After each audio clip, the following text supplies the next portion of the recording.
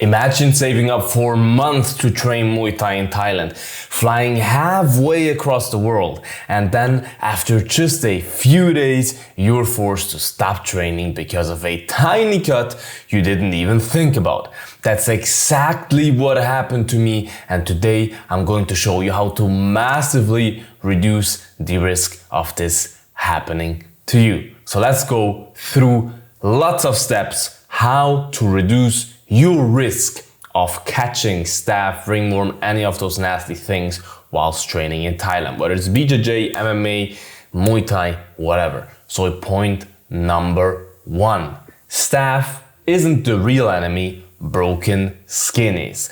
Now, staph bacteria are everywhere. The problem isn't that Thailand has some magical super bacteria that infects everyone.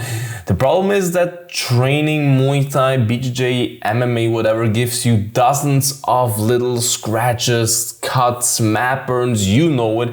Happens all the time, happens quickly, and that is exactly the favorite entry point for staph bacteria. So every scrape is a potential doorway, and once bacteria gets into the skin, it multiplies rapidly. So pay attention to broken skin, but more about that in a second. Number two is the heat and humidity makes everything worse. Thailand obviously is a very humid place. Right, this is one of the biggest Thailand-specific factors. Constant sweating, not even just in training, even when you just walk outside in the street, all that constant sweating softens the skin. Soft, wet skin breaks easier. Bacteria thrive in warm and humid environments, right? So also all the humidity, all the sweat on all of the gear, the mask, whatever, make it stay contaminated much longer. So that's why there's such a high risk in Thailand of getting those bacteria, because they're everywhere, because if you don't actively kill them, they won't just leave. Number three is to shower immediately after training. Don't be the type of person that after training, oh yeah, let's get a mango juice at the fruit place, then let's go to the restaurant, eat some pad thai, whatever, and then let's go home and shower because then we're filled again and whatever, and then I'm ready to shower. No. First of all, it's disgusting anyways and disrespectful to walk into a restaurant, sit down in their chairs or benches or whatever with your sweaty training clothing, stinky, filled with bacteria. It's just disgusting anyway. Don't be the type of person. I hate that. Just go home after training and shower, or even better, if the gym has a shower, shower there, and then you can do anything else anyways. And then you're feeling fresh, you're feeling good, your skin is cleaned. There's only benefits, right? And it's, of course, it's not like, hey, if you're not home in 5 minutes after training, the bacteria will have entered and contaminated all your skin. No, of course not. But just use a little bit of a normal mind frame and just as soon as you can, take a shower. Make that your first priority after training. Hey, I'm gonna take a shower and wash away all the sweat, all the dirt, bacteria, skin debris, whatever, and don't let it just sit on your skin for hours and giving it all the time it needs to hurt you, right? Number four is never train with an open wound. This sounds obvious, but a lot of people, maybe including myself, ignore it or have ignored this. Because if I talk about an open wound, I don't mean a hole in your body. I mean a popped blister, a scratch, a mat burn, whatever. Those are all open wounds. Those are all portals into your skin for the bacteria. You do not want any open wounds just open during training. So even if it's just, I don't know, before training, let's go hardcore, you cracked a pimple before training. Put some waterproof tape around it, a plaster, whatever. Like, it won't hurt you to put something on it, but it could hurt you if you put nothing on it.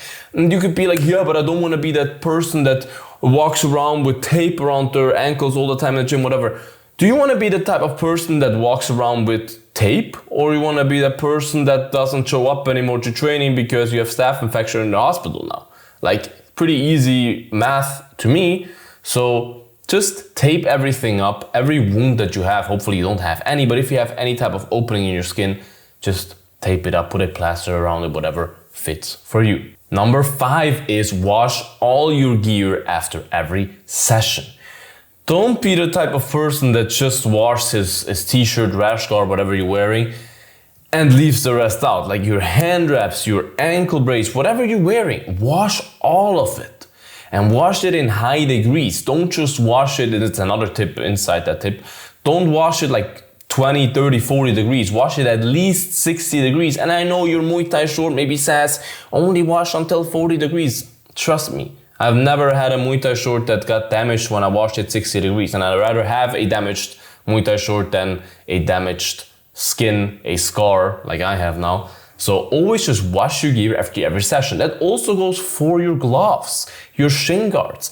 Just buy one of those little towels, those packages, I don't know how they're called, with those antibacterial towels that, or papers or whatever you call them, that smell nice. Put some just all around the gear a little bit, because the gear carries bacteria better than you imagine, and also it stinks otherwise. So just rub it off quickly. You don't have to do a whole cleaning set of an hour. Just rub it off quickly and you'll be good to go. Number 7 goes into that, which is don't share equipment. I made that quick. Just don't share your equipment. If someone doesn't have gloves, they should talk with the gym. Oftentimes actually they have gloves, shin guards, whatever to offer. Don't ever share your stuff. Don't be the nice guy. Don't share your stuff. You don't want that. Number 8 is check your body every day. And I don't mean you have to be paranoid and be like, oh my God. Like just every evening or something, make it a little routine when you, I don't know, finish your training session, whatever. Just check your skin real quick. Just especially the points like elbows, hands, ankles, knees that have a lot of friction. Just check it real quick if you see anything abnormal, and better be safe than sorry, right? The earlier you notice something, the easier it is to stop it. So just check your skin real quick if you have any weird looking pimples or whatever, or any ringworm looking things. Google it if you don't know what it looks like. Number 9 goes right into that. Don't ignore just a pimple. That's exactly how it started for me. And I'm gonna tell you more about it in another video, but don't say, it's just a pimple, whatever, tiny red bump, it's an insect bite, whatever. Like, especially if it hurts when you touch it, or it starts to look kind of weird, or gets a little bit red around it, or even fills with a white, yellow thing or something like that, it's probably not just a pimple or an insect bite, right? It doesn't mean that every insect bite or pimple is staph either. But don't just ignore it and say, yeah, it's just a pimple. Take it seriously, really look at it, and try to find out as soon as, if it's staph, try to detect it as soon as possible. And that also goes into point number 10, which is know when to stop training. Don't be the type of person that comes into training with a staph ass looking pimple and you're like, nah, everyone but not me, I can't, I won't get staph. No, I showered after training. No, it doesn't matter. I just keep training. Oh, it hurts. It starts to swell up. It's probably just, I don't know, maybe something got a little bit dirty inside, whatever. No, it's nothing. Don't be that type of person. You only make it worse. You only get other people infected as well, because it's highly contagious. Don't be the type of person. You only make it worse for yourself. Don't toughen it out. Just go to a doctor, get it checked out. The earlier, I said already, the earlier you detect it, the easier it is to get it treated. You get much quicker back to training than if you keep training and keep making it worse and being a a-hole as well with infecting other people or putting other people in danger, and then being out for a long time. Because I was out for nearly 2 months because of staph. Because I waited way too long until I realized, hey, that actually might be staph. So don't toughen it out, know when to stop training. For number 11, let's do a little bit of a myth busting section. Let's talk about a couple of things that people claim that work good against staph, prevent staph, whatever, and I'll give you my take on it. First of all is alcohol. Look, yeah, alcohol hypothetically is disinfectant, whatever. Don't just try to use alcohol, especially not if you're thinking about like real alcohol, like whiskey or something like, no, don't do it. Especially not with an open wound or something, no. There's more professional, better things. Don't just pour alcohol on it and be like, yeah, I'm fine. Hypothetically, it can help, yes, but just leave it. Another thing that you should leave is Thai oil. We all love Thai oil. But Thai oil ain't doing nothing against staph. If anything, it actually just makes it worse. So just leave Thai oil out of there. I know it helps for everything, but not for staph, not for wounds, whatever. So leave it out of there. Then tea tree oil. That is actually something that can be very good. It's a natural product and it has some antibacterial properties shown in studies. It's not a replacement for proper treatment when you actually have staph, but it can be good to prevent stuff if you feel like you have a pimple or whatever, or something that looks weird. You will not hurt yourself by putting some tea oil on it. Now, the best thing out of all those mythical things that everyone recommends you is Betadine. Betadine, a lot of people swear at Betadine, and unlike some internet advice, there's actually good medical reasoning behind it. Betadine is an antiseptic that's very effective against staph, bacteria, whatever, but don't make the mistake of thinking you should cover your whole body in it after every session. Where it really makes sense is cleaning fresh cuts, matte burns, and, for example, abrasions, before bacteria even has a chance to get in. You can also use it when you already have a developing staph, but then it's not necessarily the right thing anymore. Then you rather go, and I'm not a doctor, go to your doctor for that, but take antibiotics, take antibiotic creams like I forgot the name, I'll put it in here that you see it, Betadine or whatever, this antibiotic cream that you can buy in every pharmacy.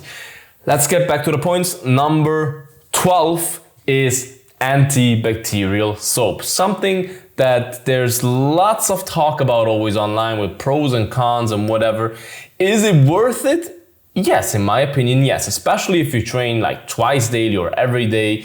I mean, you don't need to scrub yourself raw. You don't need to scrub that stuff in there until, I don't know. Just wash properly with the antibacterial soap. I mean, antibacterial soap isn't a magic shield against staph, and regular soap isn't useless either. The biggest factors are keeping your skin intact, washing off sweat and bacteria quickly after training, and treating small cuts before they become a problem. But if we look at a science part, your skin is covered by like natural or normal microbiomes, beneficial and harmless bacteria that competes with potentially harmful bacteria and helps maintain the skin barrier. Using strong antibacterial cleanser multiple times a day for months can of course disrupt the microbiome, dry out the skin, damage the skin, whatever. So the concern isn't completely wrong. But if you're only there for a month or something, like, your skin won't just die off in those couple of weeks. Of course, I think there's also creams that you can use afterwards that help restore the healthy microbiome, whatever. Of course, if you want to go all completely cosmetic, do it. For me, it always worked to just use antibacterial soap after every training and never had problems that my skin like dried off like crazy or something from that. But yeah, of course, make your own experiences with your own skin type. But leading into that, number 13 is don't over scrub. Yes, it can be good to scrub, like especially elbows, knees, whatever stuff with a lot of friction, or places on your body with a lot of friction. But don't over scrub and think, oh, I need to get all the bacteria out of there, I need to get all the bacteria out of there. That is completely counterproductive, because more scrubbing is not equaling cleaner. Over scrubbing actually damages the skin barrier, and damaged skin, as we talked about earlier, is an easier entry for bacteria. Then number 14 is moisturize dry skin. Should go without saying, but if you have dry skin, we mentioned it already, I don't have to go over it 100 times, that's the best antibacterial. Moisturize that cracked skin, because as I said, you don't want that cracked skin. That is an easy entry for bacteria, so use moisturizer. Number 15 is keep your fingernails short, not just for yourself, also for your training partner, because obviously fingernails cause scratches on your own body, on your training partner's body, also your toenails. Also, always make sure that they are nicely clipped, and also underneath your fingernails, there's lots of bacteria that can be stored there. So it is just completely non-beneficial in every way to have real fingernails when you train Muay Thai, BJJ, MMA, whatever. So always keep your fingernails cut, always keep your toenails cut. Number 16 is a little of an interesting one. Don't shave before training or immediately before training, because fresh shaving creates hundreds of microscopic cuts, and that's exactly what you don't want, those microscopic cuts. You might not see a big cut from a shaving accident, no, but those microscopic cuts, you don't want the bacteria to get in there either, so you just pose an unnecessary risk by doing that. So yeah, if you want to look up for training, do it the evening before you go to bed, whatever. Don't shave immediately before training and then go to training. Don't do it. Number 17 is a little bit of an outsider one. Sleep and nutrition matter. It's not just for recovery, it's also for your immune system and what you need to fight infections, to help your body be defensive, whatever. You need a good immune system. So always make sure to prioritize your sleep, prioritize healthy habits, healthy food, whatever, because your immune system is one of your most important defenses. And number 18, the big one, choose gyms that are clean. That's why if you watch my gym reviews, I always pay a lot of attention to telling you if a gym is clean or not, if the mats are clean or not, because I don't want you to train in dirty gyms, because a lot of gyms in Thailand, unfortunately, don't really care about cleaning it thoroughly. They're all outside, they're all filled with dust. A lot of gyms don't vacuum it, they barely ever clean it, even though they claim they clean it. So always pay attention if the gym is clean properly, if the equipment is clean properly, if they just have a material castle where just all the gloves that the coaches use, all the pads and whatever, just lay on top of each other and never get cleaned, because that's a freaking Eiffel Tower of bacteria that's just chilling there, and they're just chilling in a jacuzzi there, enjoying their time. So watch out for those gyms. If your gym is clean, your chances of catching anything are so much lower. So prioritize searching for a clean gym where people get sent away if they come train with staff, where the coaches look for that, where the coaches pay attention to your safety, to the cleanliness and all of that. Now, a small little extra tip is don't walk off the mat barefoot and come back to the mat. You see it often because the gyms are outside. People walk off the mat, go to the toilet, whatever, come back on the mat. Don't do that. You just bring bacteria from everywhere to the mat. Always take some sandals with you, some slippers, whatever you want to call them, and wear them outside of the mat. Again, a good real gym will enforce that anyway. So we're back at point number 18 anyway. But those were the 18 points I have for prevention of staph, ringworm, whatever. If you don't want to end up with something like this, with a nice little double scar, then follow these points. Try it as best as you can. Of course, don't forget to enjoy your trip as well. But those are just a couple of healthy habits, good things to prevent staph. Try to use as many as you can of them. You don't have to use all of them, but it will definitely help you not catch it. Now, write your opinion in the comments, you guys. Check out my shop, merch store. Oh, whoa. Amazing pieces like this are available. Worldwide shipping, wherever you are in the world, worldwide shipping. We currently still have summer sale, so check it out on the homepage. 11% off everything automatically at checkout. Stay bloody, you guys. Subscribe to the channel, all the good stuff. Stay bloody, and until the next one. Bye-bye. Bloodsport out.